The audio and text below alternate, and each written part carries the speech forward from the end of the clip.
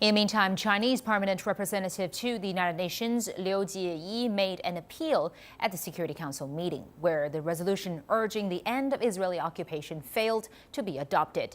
Liu reiterated China's consistent position supporting the Palestinian people to restore their legitimate national rights and expressed deep regret over the failure. He said that the draft reflects the reasonable demands of Palestinian and Arab countries.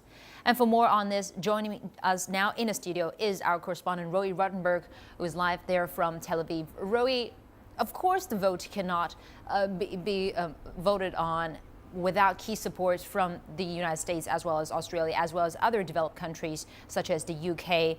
So what is the Israeli side response on this?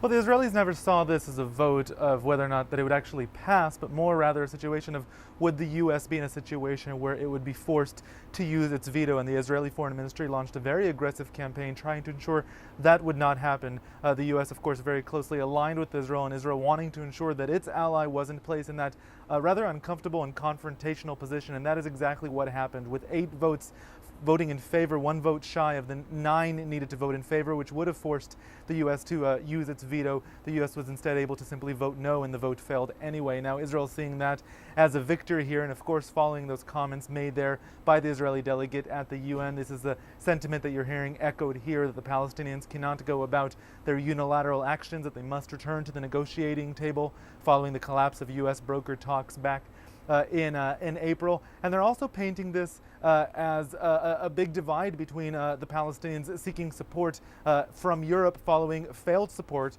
or not receiving a proper support from the U.S. And they're highlighting what they see as perhaps a returned commitment by Washington to Israel, perhaps over Palestinian officials, saying that there appears to be more emerging tension between the U.S. and France, which was supporting the Palestinians.